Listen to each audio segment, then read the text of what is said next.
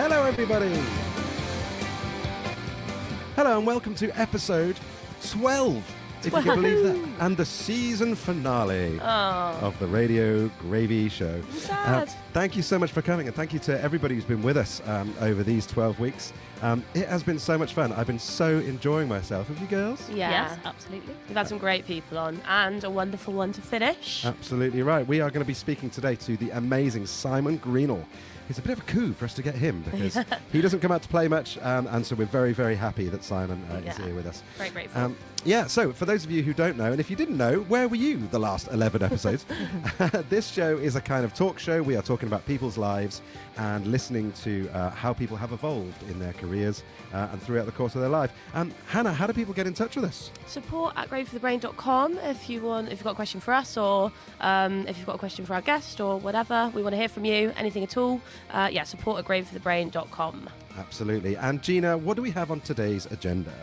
Just to let everybody know about the small conference that we run in May called the One Voice Conference. Tickets are still available, so please get those bought so we can see you all there. Yeah. And the One Voice Conference in Dallas, the USA, is now open for submissions for your awards.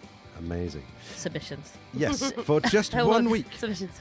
1 week and 1 week only from here. They've already been out for 1 week, so until Monday the 7th of April, if you USAers want to get out there and put your awards in for submission. That is amazing. All right, Hannah, for the last time this season, it is time for the news.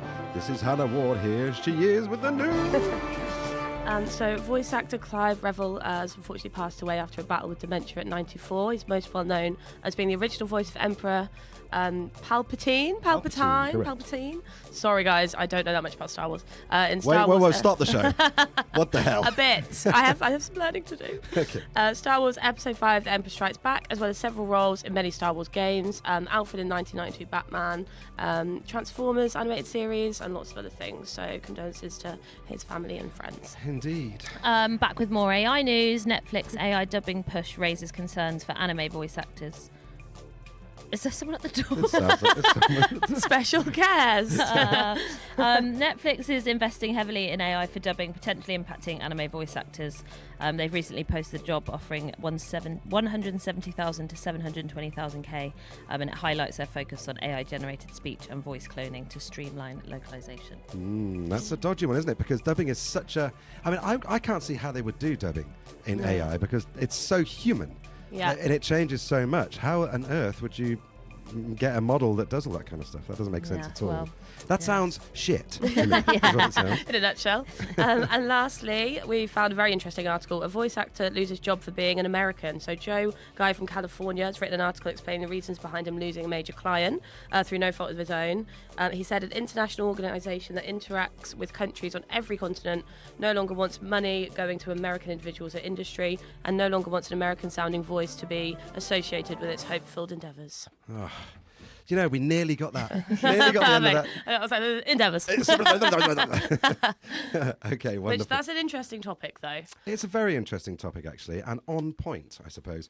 Now, I've got one more thing to say, which is that we recorded, because these are all completely live, we recorded a show with our very own Peter Dixon.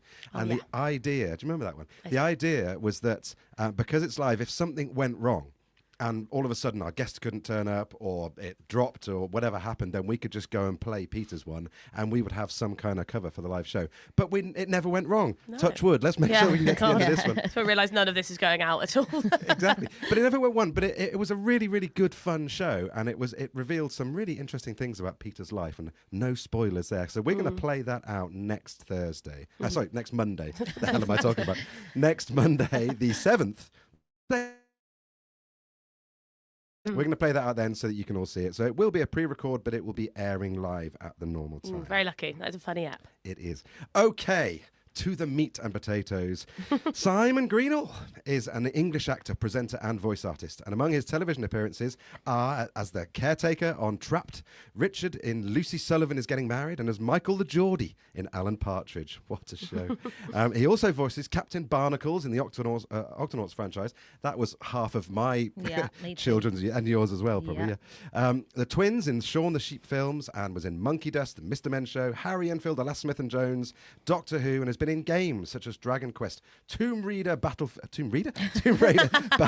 Final Fantasy, Fable, Forza Horizon, and so on. And of course, is renowned for his performances as Aleksandr, Orlov, and Sergei the Meerkats in the Compare the Markets adverts. Ladies and gentlemen, please welcome to the stage Simon Greenall. Thank you. It's nice to be.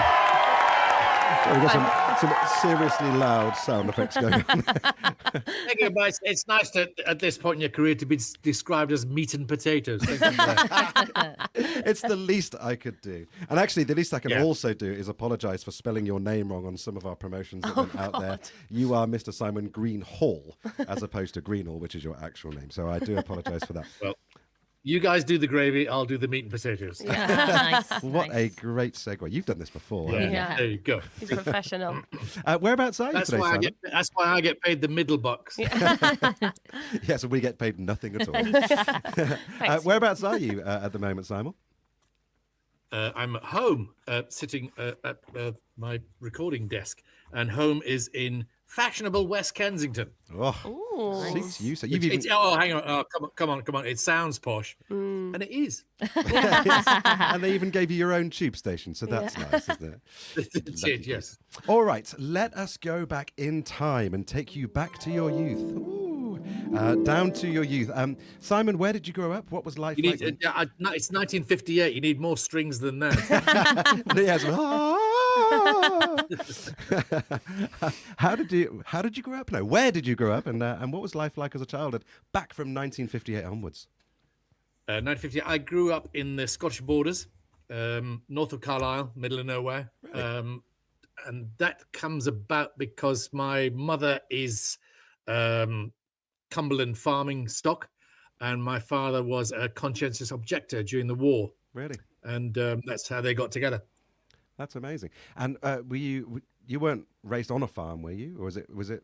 No, but all my cousins are farmers, and the place I grew up is so small. Was it about 8 houses, and it's farming community all around. Yeah. So when you grew up, did you have a different kind of accent as a child?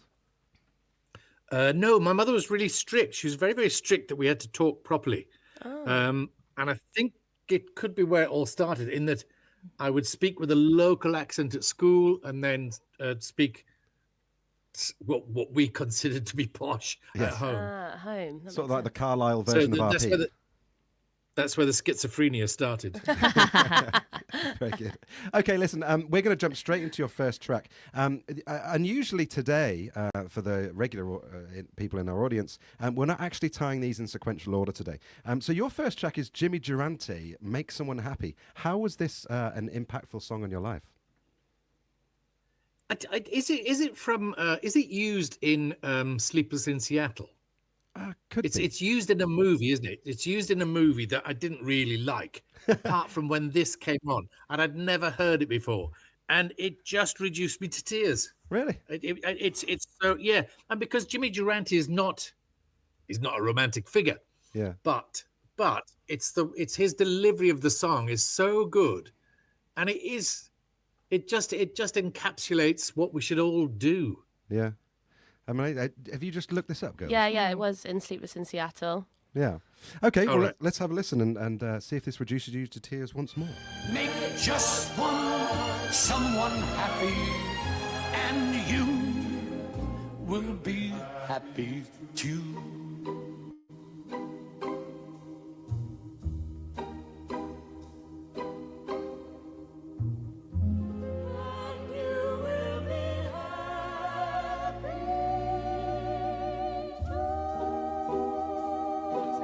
What a tune! And also, our little squirrels here have done some more research. Where else did that come from? The Coca-Cola commercial from 2015, the Christmas advert. Yeah, so you're onto a winner with good tunes there, Simon. Yeah, and we're back to commercials. Yeah, exactly. Yeah. That feels right. What the reason I like it is that it's a performer doing something out of their usual milieu or oeuvre. So Jimmy Durante is normally funny. He's normally funny songs and funny stuff, but it's the way that he delivers it with such feeling, and it's Of course, he's good at it because he's a performer, and he's a great performer. And great performers can be good at other things. Yeah. You know, it's this thing where we just go, oh, he's that guy, and give him a chance to do something else. If you want to have your mind blown, look up Louis Armstrong on Wikipedia because he does the same thing with "It's a Wonderful World." Yeah. Oh, no. He sings a wonderful. Louis Armstrong was homeless with his mother on the streets of Chicago. And they get taken in by an Orthodox Jewish family who bring him up. Wow. Did he do a song with Etta James, or am I making that up? I'm not sure. I would Could guess so, yeah. Probably, yeah. Even a bit of sample, yeah. Okay, so you're there in your youth. Were you a performer as a child, or in your teens? Yes. Yeah. No, not in a drama group or anything like that. There was nothing like that where I grew up. Yeah. But I was at home and I was at school, and I could always do voices and stuff. I never did impressions really. Yeah. I would do voices. Yeah, and that's kind of what you're known for, isn't it? Really. And so how did that? What was the etymology of that? Was it sort of with your friends in the playground, or was it at home doing radio shows? Or how did it start for you? I think what it was my dad had an agricultural repair business. We used to repair tractors and farm machinery and cars and that sort of stuff. And because it was Carlisle or north of Carlisle, it's a crossroads between east-west from Newcastle, north-south from Glasgow, and south-north from Lancashire. And everybody used to come through our town and usually break down. So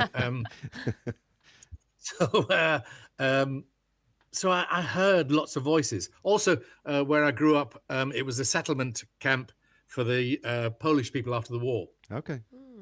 Oh, but mind you, it's only recently I've realised this, that we used to call them the Poles. We'd say, oh, the Poles this, the Poles that. And of course, they weren't just Poles. There were Lithuanians, Ukrainians, Lats, Serbs. There's all nationalities. We just kind of lumped them together. I mean, the Poles were the majority, but we lumped them all together as the Poles. Yeah. I think I've had a tendency to do that in our area as well. It's just sort of local ignorance, I think, isn't it? But, an easy catch-all. Yeah, exactly. And how did that kind of progress when you started doing little voices? Were you just sort of doing it to amuse people or to amuse yourself? What was going on? To amuse myself, and I used to store people. I used to think, oh, I'll have him. I can do him. I'll put him in my head. Yeah. And I would grab. I was always interested in foreigners. I loved foreign voices. Yeah. And I used to think I'll grab that and I'll have that. And I remember. Do you still do that now? Oh God, yeah. There was because of J.D. Vance and Greenland, they had to the Danish people on the radio, on the talking, and the Danes, when they talk, they grab the last piece of sentence back. They start the sentence and then they pull it back. So good. I've never. So I thought, oh yeah, because later on, I then went to a kibbutz in Israel, and there was lots of Danish people there. Amazing. Through a thing called Project 67, which was kind of happy, clappy Christians going out to work on kibbutzes. Yeah, I seem to remember actually, but in my youth, people are coming back from kibbutzes, and I never knew what one was until I sort of looked it up later on. I didn't know what one was when I went. Yeah. Okay, let's look at your next track. This is a great track. This is Harry J. All-Stars and the Liquidator. How does this fit into your life? Oh, I have to say, you've chosen a really eclectic set of music. Yeah, You really have. It's very good. We're going to go on a journey here together, I Very think. I think it was the first piece of music that really made me sort of like tingle, like certain pieces of music do. And it was at a fair in Carlisle, and it was on the Speedway. I couldn't afford to go on the Speedway, but I used to stand and watch it. And the fair used to play really good music. Oh. And I think young people don't realize now that we didn't have music just everywhere. We didn't have access to music. Like a friend of yours might have a record player and you might have some records, but you didn't have the easy access to music that you have now. You'd hear it on Top of the Pops was where you'd hear music, sometimes on the radio. or certainly at the fair, you would go for the music. Really? And this, as the speedway went past, was just brilliant. Yeah. Well, let's have a Oh, I listen. can't wait. Yeah, here it is.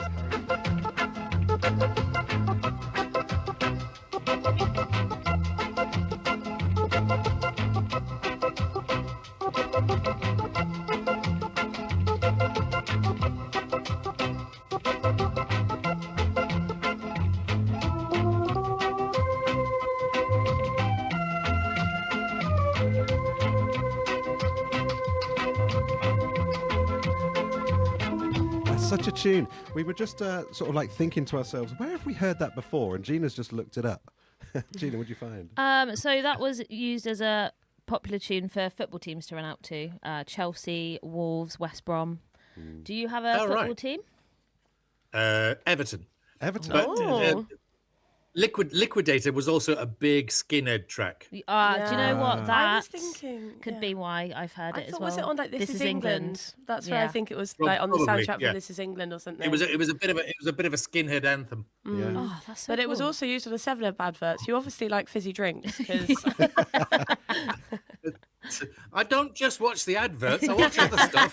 Don't give us that There's shit, a Greenall. theme here. obsessed with commercials. This guy. You've just reeled through a few adverts and gone, yeah, I'll have that. I love that. Yeah. What's on PepsiCo this week?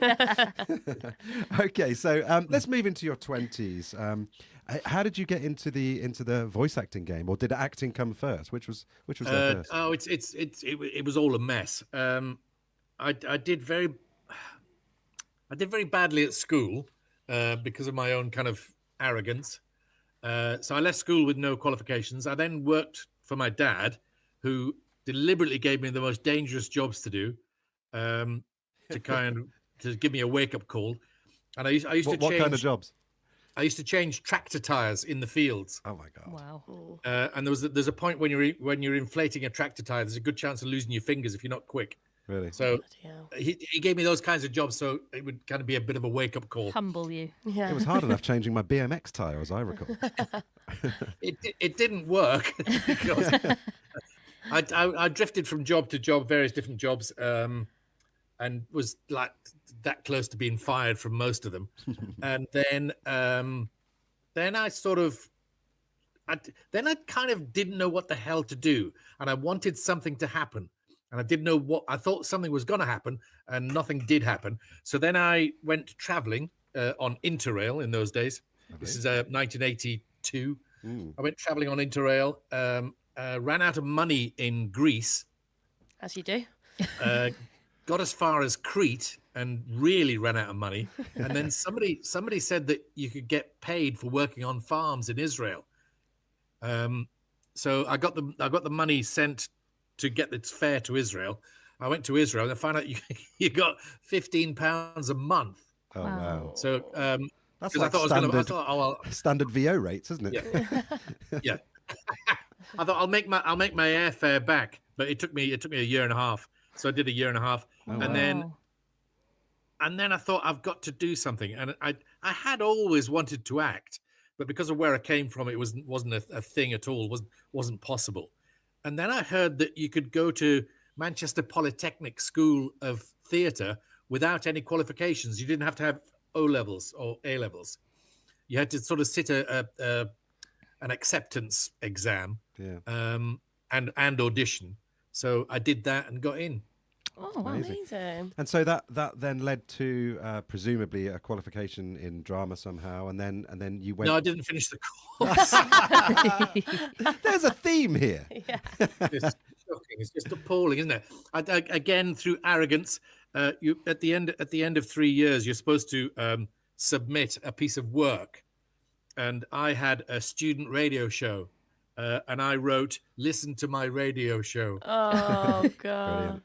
Well, do you know? I mean, we've heard that story quite a lot during this series. If you guys remember, so a message to all the kids out there: don't bother with school. Yeah. Fuck that shit. You don't need this. God, please do. I know. I'm going to go home and tell my children in front of my ex-wife tonight. Don't worry. just forget your school. So what was your first acting job? And in fact, how did you get an acting job? having just not bothered finishing your degree? Yeah. How did I get an acting job? Let's think. Oh yes, yeah. Stood out in the street and asked. Yeah.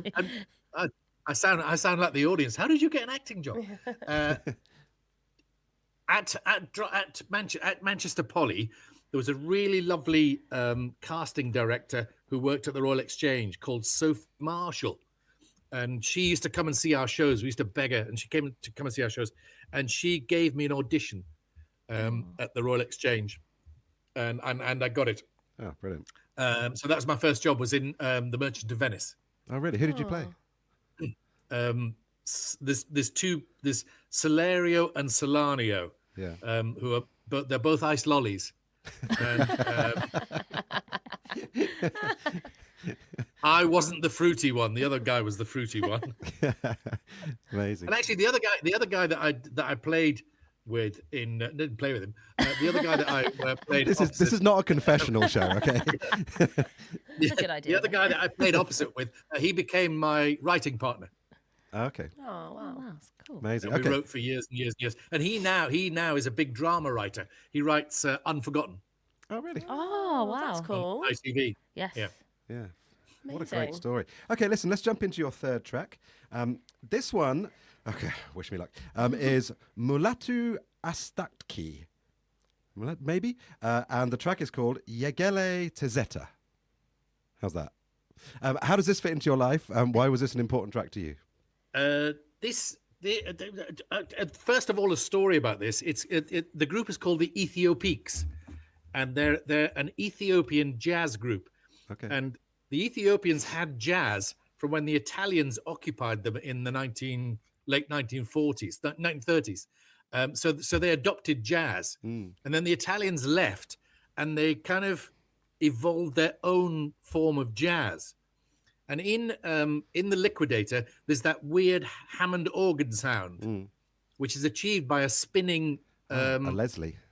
a spinning speaker. Yeah, they're called, So the Leslies. the speaker spin. Now, in Ethiopia, they'd heard a Hammond organ, but they hadn't got one. Right. So what they used to do was they used to get a speaker on wires and spin it Really? Wow. to achieve the same It sounds effect. amazing. They used to spin it over the audience, Hazard. and that's how they achieved a fairly good Hammond organ, and you can kind of hear it in their music. But it's a fabulous mixture between Arabic, African, and jazz. Have you been to Ethiopia? No. We were lucky enough to go this year. And Oh, really? Yeah. You. And I was, yeah. And in You, fact, you were. okay, let's not be bitter. But the local casting voice director there took me to a jazz club, and it was just the most amazing vibe of everyone just loving, like an evening's worth of music. It was absolutely brilliant. Okay, let's have a listen to this track then. Yeah, I'm excited. Yeah, the Ethiopians.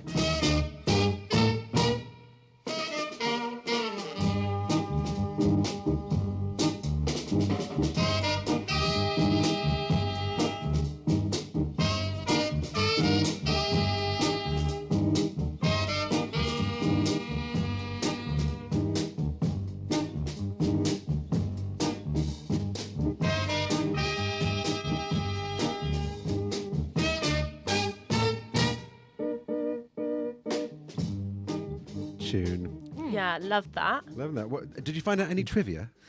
Well, no. It was used in a You're about to- Fanta advert. It was. I was about to say you're going to tell me it was used in the Sugar Puffs advert. Yeah. Oh God, I miss Sugar Puffs. I really miss Sugar They Puffs. still make Sugar No, they Puffs, don't. They're just, yeah, What? But they're not the same. They've been discontinued for about 4 or 5 years. I saw it on the internet the other day. But they the do like hell? knockoff ones, don't they? They're not the same. There's a know. clue in their name. Yes. Yeah. Maybe it's not quite a politically correct cereal. Oh, but- that. Oh, yeah. I thought it was the sugar content. Oh, yeah. Well, maybe there's that. Okay, let's get Get me back on on track. the Back on track. Let's get in the Yes, room. Sorry, right, yeah. And for anyone watching who is enjoying this so far or has a question for Simon, please do email us at, Support@gravyforthebrain.com. or if that was way too quick for you, support at gravyforthebrain.com. Caught me off guard. Okay, so Simon, then you'd started to act. How quickly did this become a full-time thing? Well, I nearly got fired from my first job, which was at the Royal Exchange, Okay. because there was there was a show on at the what was it? The Grand Theatre in Manchester. Can't remember. And it was Fiddler on the Roof, and we all met up, and I started to have a bit of a fling with one of the girls from Fiddler on the Roof. Happy days. And it was it was a bit it was all a bit much for me, and I fell asleep during the court scene of The Merchant of Venice. Oh God. And woke up in the next scene. Oh no. On stage. Yeah. And, how did you explain that one? I remember waking. Well, I didn't very well. I woke up. I remember waking up and seeing everybody in the wings going, "Come on!" Oh my God. Oh God. Get up. And I thought, no, if I get off, it'll just make it more noticeable. I'll just stay. So I can imagine you talking to the director afterwards saying, "It's okay. I was sleeping with this girl I really like." So, yeah. So how did yes, I nearly got fired from that. Then I moved to London and rocketed to obscurity. I couldn't get arrested. Actually, I could, but I'm not going to go into that. Couldn't get arrested, and I started writing. I started writing comedy for Smith and Jones, Hale and Pace. And how did that D. introduction come in? Like, how did you start meeting all these people? Did you have an agent by then? Well, that was an odd one. The chap that I'd done the play in Manchester with, Chris Lang, who became the writer of Unforgotten, he had a commission for Smith and Jones because he had been in a group called the Jockeys of Norfolk, who'd been a big hit in Edinburgh with Hugh Grant. What? But Hugh Grant had not rocketed to obscurity. He'd left them. Right. So Chris had a commission from Smith and Jones, but didn't have anybody to write with. So I said, I can write that stuff, no problem. Yeah. So we used to write for Smith and Jones. That's how we got started. Right. Did you do like Not the 9 O'Clock News and things like that as well? I used to love that era. It was like my childhood with my parents watching that kind of stuff. You know, it's funny. We actually no, we didn't. We've actually created videos here based on Smith and Jones. You know, when they had their heads like really, really close together when they were facing each other. Yeah. Well, the Smith and Jones used to have a company called Playback, which made radio ads, and they used to do a lot of head-to-head radio ad kind of stuff and conferences, and we used to write those, and that's what made me realize what the whole world of voiceovers was, because I'd write radio ads, we'd get a voiceover in, and I would think I could do better than that. I could do that. But they'd never let me. They always said, "Oh no, you're the writer. Just you write some stuff. No, you stay as the writer." Yeah. But eventually, I got a chance. Yeah, and well, it's not surprising that they was doing those kind of companies because Griffiths Jones owns most of television now, doesn't he? With his company. Yes. Yeah. So yeah, good company in there. And how did that evolve then over time? And I'm interested to know how that evolved into your sort of TV career on the acting side with things like Alan Partridge, which is, I mean, okay, our American audiences may well not get it, but in the UK, it is such a huge cult following show. Yeah.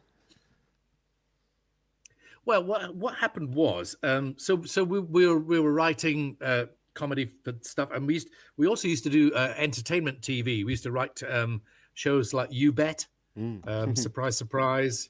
I used to write on the Barrymore Show. I was his writer for years, and I realized I was in a bit of a rut, and I could see that the only way to break out of it was to do stand-up. Right. So I went and did stand-up, and through stand-up I met Matt Lucas, people like that. I was at college with Coogan, so that was a different way in. But it's from meeting Matt Lucas and other people who were around, like Harry Hill, people like that, I started to get little bits. As they moved on, I would get little bits in their shows, like Armstrong and Miller and things like that. Right. I would end up in there. So they didn't see me as a writer; they saw me as a performer. Yeah. So I could work with them. Whereas other people saw me as a writer and went, "Oh no, he's that guy who's the writer." Yeah. That makes sense. Okay, so let's talk about Partridge then. I'll tell you what, let's play your next track, and then we'll come back and talk about Alan Partridge, because I mean, okay, as a total, not even a closet fan, a total fan of Alan Partridge, I have so many questions. But I'm jealous about Matt Lucas. Yeah, He's right. so funny. He is, yeah. Okay, so your next track is Nessun Dorma. This particular version by the Aleksandr Ensemble. Why was this such a big influence on your life? It's just such an epic piece of music. And when I was a kid, the Russians used to win everything. If it was the Olympics, they'd win, and it was always their national anthem. Yeah, and it was just that first introduction to epic choir music, that epic sheer just volume and passion and feeling crammed into music, and thousands of voices together, or what sounds like thousands of voices together, which is just so wonderful. Yeah, and of course it made its way into British culture, didn't it? In one of the World Cups in the was it early 90s? Can't remember which one it was now. It's the one that everybody remembers. Yeah, it's one where the suddenly music everybody was interested in football. Yeah, it was so good, wasn't it? At the end of the show, and you just watched your team win or lose, and then this came on with the calm at the beginning and the big raising end. And in fact, this song, even though it's 4 minutes long, I'm going to play the whole thing because it's a builder, isn't it? So let's have a listen. Let's do it.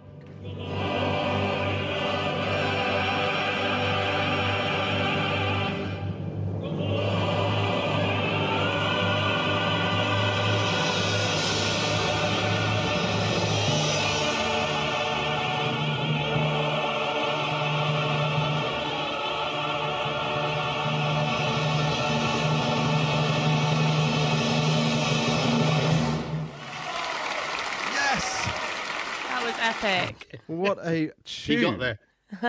Absolutely. And of brilliant. course the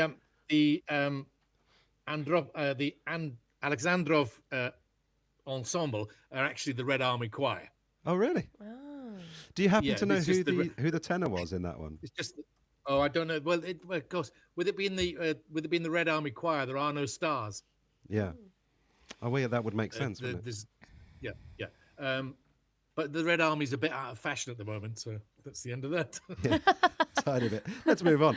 Speaking of that amazing track, did we find out any trivia? Which particular soda drink was it on? It was a KFC Christmas advert. KFC. Do you know, KFC Christmas has just fucked Nessun Dorma for me. Like, now it is. But that was an amazing piece of music, and they can be found, all of these things, along with all of the tracks from all of our guests. Whereabouts, Gina? On Spotify, on our Radio Gravy mixtape playlist. So just Google that, Spotify Radio Gravy mixtape, and you will find everyone, including all of these tracks from Simon. Okay, so you're on Partridge. Tell us about that experience. How was that? And did that elevate your career, or was it sort of just another job? No, it completely transformed it. It was that you know, if you had to say what was the moment, what was the breakthrough, it was that. It was that moment. Yeah. I'd been at college with Steve Coogan. He was 2 years below me. Right. And I said I had a radio show, and Coogan used to do bits on this little radio show that we had. Oh, sweet. So I knew him from that. So I was doing bits of acting with. It wasn't based Matt on you, Lucas. was it? The whole radio show. Alan Partridge wasn't based on you. So I'm doing bits and pieces with Matt Lucas, Armstrong and Miller, and I get an audition for a new Alan Partridge show, not the chat show. They said very clearly it's not the chat show. The character, all you had was the character's called Michael, and he gets on with Alan Partridge and Partridge now lives in a hotel, and that's it. Come in prepared, and you've got to improvise. Yeah.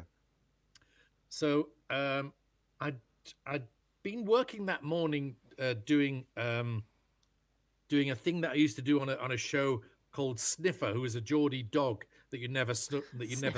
How do you sniff in Geordie?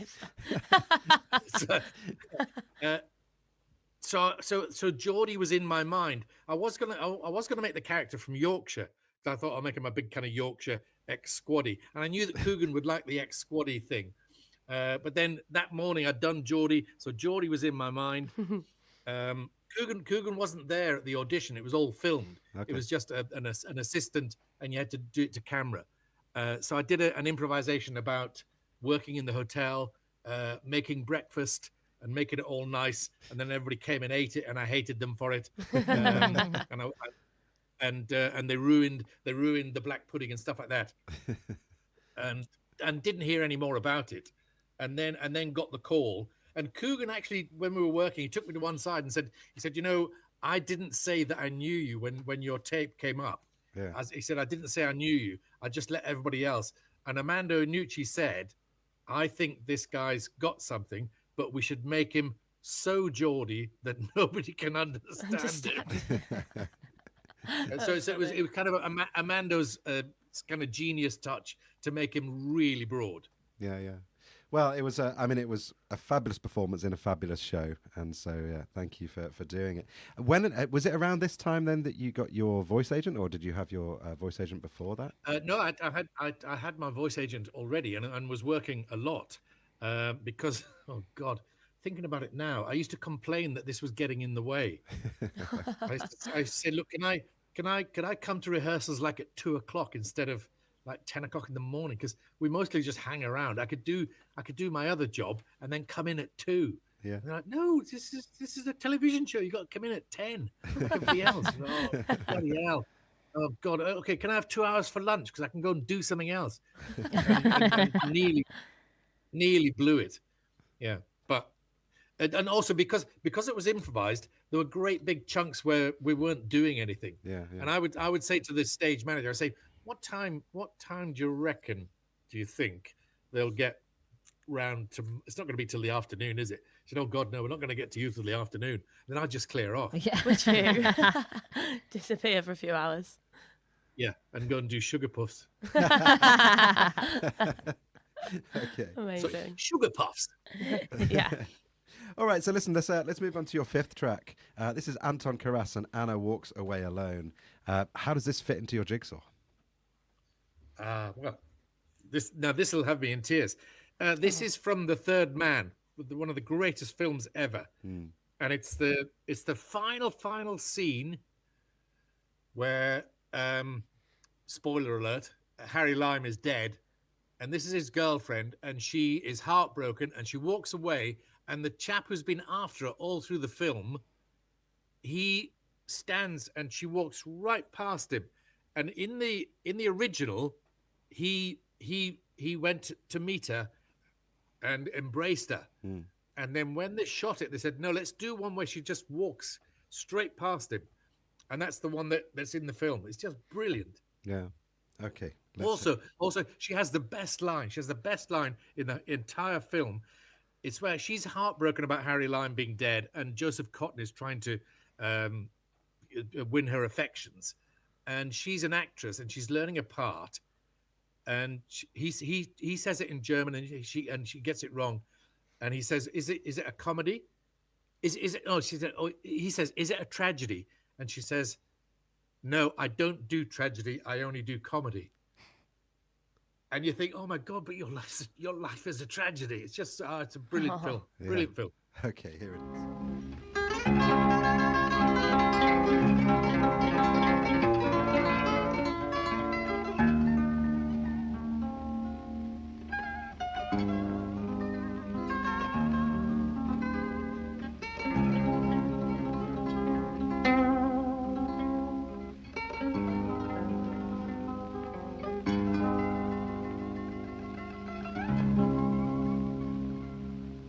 Lovely song. What trivia have you found? Tell us this trivia. So, you may or may not already know this one, but... It was on Sugar Puffs. Yeah. In 1999, it was awarded the best film of all time. British. Yeah, well, sorry, best British yeah. film, yeah. Didn't Well deliver then. that very well. The instrument is a zither, which is very Austrian. And the legend is that Carol Reed and, can't remember the producer's name, Zimmerman, I think. They were in a bar in Vienna trying to get the film made, trying to get stuff done. And they heard Anton Karas playing the zither. Yeah. And they said, what what? I've never heard this. What is it? They said, oh, it's very, very Austrian. It's a very Austrian thing. And Anton Karas was so brilliant that what they did was they showed him the finished movie with no music, and he improvised as he watched. Wow. Oh, wow. Oh, that's amazing. I love that. Yeah, that's amazing. Okay, listen, let's move on to kind of now-ish, because although you've had many, many career highlights, as we've seen, probably the one that you're most known for at the minute is the Meerkats. How did that that whole show, that whole set of commercials come about? Again, it was an audition. Everybody was being seen for it or heard for it. And my agent was really pushing for me to get seen or heard, and I couldn't. They were trying all kinds of people. They're trying real Russians and stuff like that. And I didn't know any of this. I just got the usual thing of like, be at X place at 2:00. It's for a thing. So I turned up, and they showed me what they had, which is like stills and a mock up and stuff like that. And they showed me the script. And they said, "Oh, he's a Russian businessman. He's kind of tough guy. He's thrusting business. He's a bit like kind of Russian version of Alan Sugar. He's so we're thinking." And I said, "Oh no, you don't want that. No, I said he's funny. He's little. He's cute. He needs to have a much higher sort of bouncy voice." Yeah. I said he needs to be more animal and stuff. And so we did. And I was putting the squeaks in because I did the squeaks myself. What do you mean by the squeaks?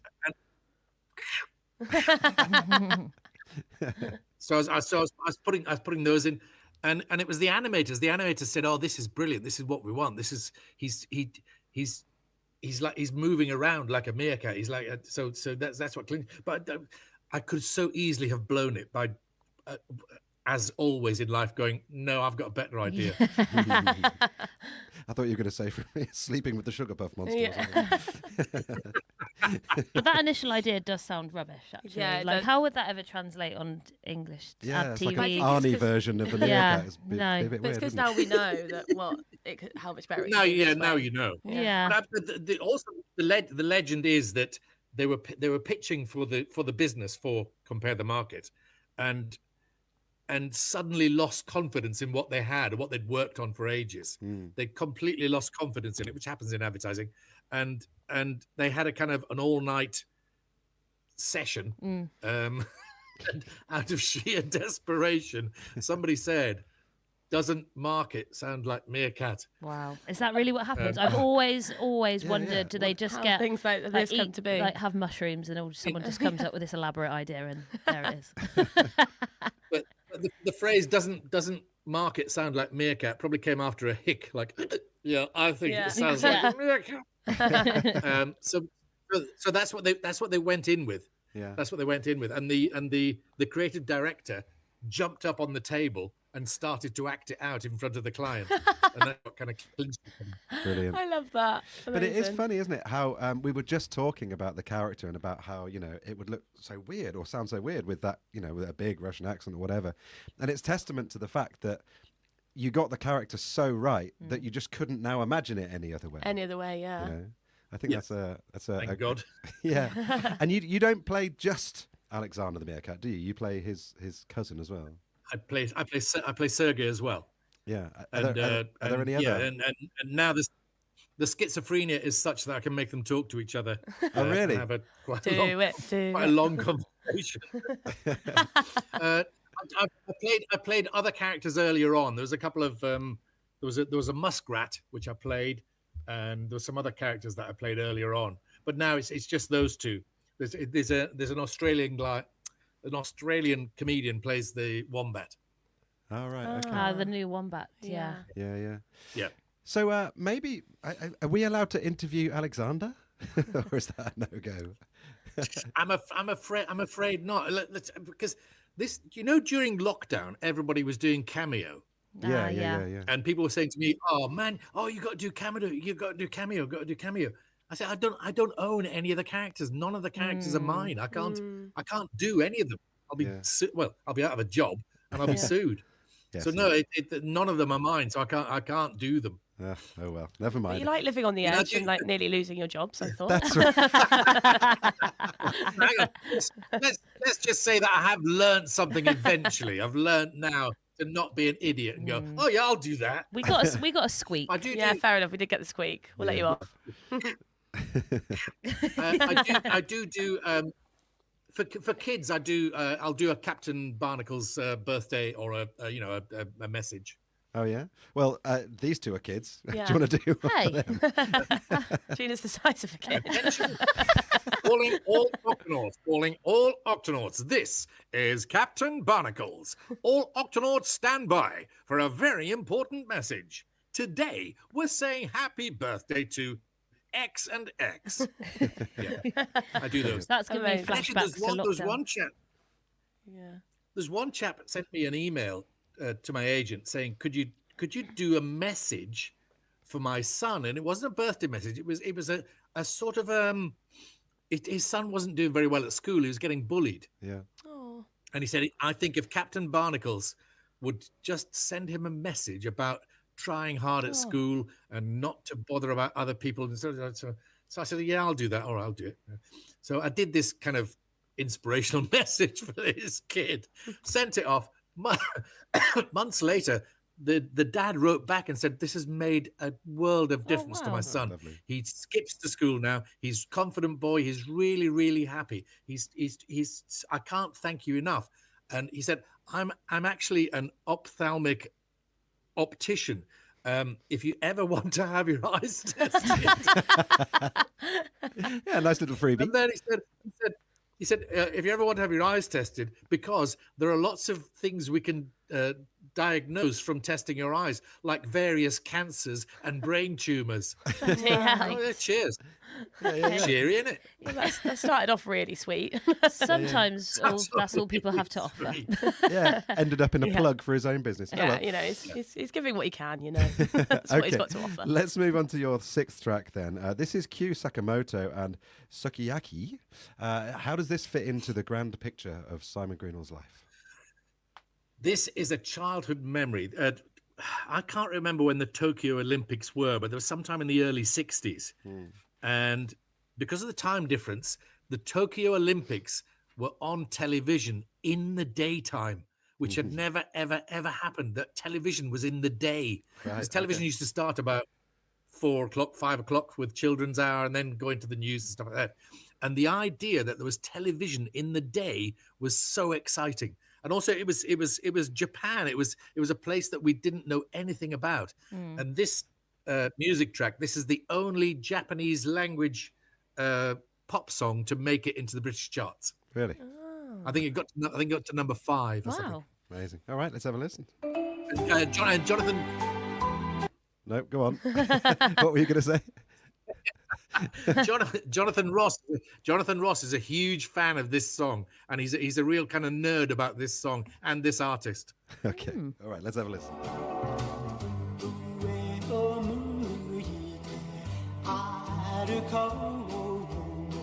う涙がこぼれないように泣きながら歩く一人ぼっちの夜一人ぼっちの夜 What a lovely track to end the last track of our Radio Gravy to. We were just having some. And some nice- it was also used to advertise Sugar Pusa. Amazing. which is way better than the trivia we found. But let's read that out anyway. It was an instrumental version was played by NASA over the radio for Gemini 7 astronauts as mood musics, thereby becoming one of the first pieces of music sent to humans in space, which is, I think, is quite an interesting fact. There you go. Excellent. There we go. And then a few years later, my brother and I went. We used to save up to go to the pictures, and we went to see which is the Bond film where the volcano, and that's all set in Japan as Go on, well. Hugh. Is it a Moonraker, is it? We went to see that, and we laughed ourselves silly at the idea of Japanese cars. We went, look, there's Japanese cars. You only live They're probably twice, made apparently. of paper. You only live twice. Only You lived twice, I think. You only live twice. I mean, I put in Yes, yeah. James Bond Japan film, and that's come up, so I'm going to go with yeah. Very good. Okay, so what is life like for you now? How do you occupy your time? I mean, apart from meerkatting around the globe? Meerkats is, thank God, still on the go. Just bits and bits. It's about keeping going, isn't it? And being happy and recognizing your luck. I've been phenomenally lucky, and also I've worked with very tolerant people, which I now realise that value. I haven't been fired as many times as I should have been. Amazing. And do you have any interesting projects coming up? Are you still writing? Are you still comedy writing? No. Ooh, is he coming? Is he going? No. Is he still? Is he going to come? Oh no, Simon, come back to us. It is looking like no. Oh, well, the very last 5 know. minutes of the very last episode, we finally. Your we fault finally because you get said the nothing's gremlin. gone wrong. I know. Quick, let's play Peter's episode. Yeah. No. Okay. Well, Oh, hang on. wait. He's back. He's back. Hello. Hang on, we can't hear you yet. Oh, we have no sound. Nearly there. NASA, Houston, we have a problem. Well, let's just, whilst he's fixing his sound there, we can just reiterate what we were saying about Peter's episode. Oh, yeah. Because that was really good fun, wasn't it? It was really fun. Just you on that one? I seem I to think have- so, Yeah, I yeah, it was missed just it. us two. But considering, well, you've known Peter a long time, I've known Peter a fair amount of time, Yeah. I learnt a lot more. So did you. We both walked away like, wow, didn't know that about him. I know. So yeah, no, it was really fun. Who knew he had 16 dogs? Yeah. now, currently. No, I'm just kidding. Oh. But yeah, no, it was. It was. Just like, good joke. Are you back with us yet, Mr. Greenall? Silence. We're getting everything but the sound. Okay, listen. Let us. What we're going He to do. said, oh no. What we're going to do is I'm a really good you lip can, reader. you can wave at us, Yeah. and Yes, I can Gareth say, here "Oh, no." can put you on screen because we can say to the wonderful Simon Greenall, thank you Oh, that so was much. amazing. We were Thank you. at the end anyway, which is a very good shame that you can't say goodbye, but we can applaud you and say to everybody, thank you so much, Mr. Greenall. That was for amazing. Thank coming you. on. Brilliant, and definitely. Loving that sound effect. We didn't get any Swanee whistles in, which is a shame. We should have, yeah, we needed to. Indeed. We tried, actually. We did. It just didn't work. All right. So that was our guest, Simon Greenall. Thank you very much Simon. for coming on. What is on next week? Nothing. Because this is the end. However, we do have the Peter Dixon's fill-in show that we said, which is going to be on. Where can the podcast be found once this is edited, G? The podcast can be found on Spotify, Amazon, YouTube, and Apple? That other Apple. weird one. I always forget one. Apple, Amazon, Spotify, YouTube. Yeah, Quite right, That's yes. it, yeah. And a brief reiteration on where the playlist comes in. The playlist is on Spotify called Radio Gravy Mixtape. It's worth a listen. Series 1, and that will now come to an end. Yes. Now, would you like to say goodbye, Gina? Goodbye. Would you like to say goodbye, Hannah? Goodbye. And Gareth, for somebody who hasn't talked for the entire thing, you can have the very last laugh. Gareth, say goodbye to our audience of Radio Gravy. Goodbye.